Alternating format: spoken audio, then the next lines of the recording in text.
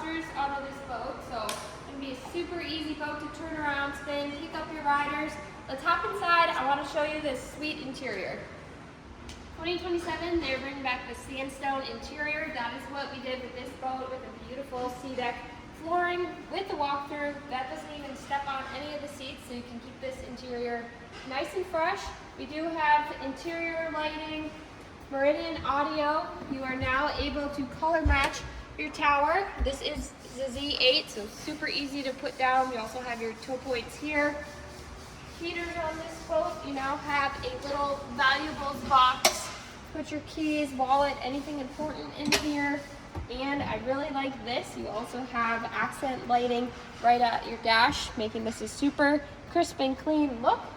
And of course, bow of the XT24, your traditional pickle fork bow with lots of seating, storage underneath, all the seats here.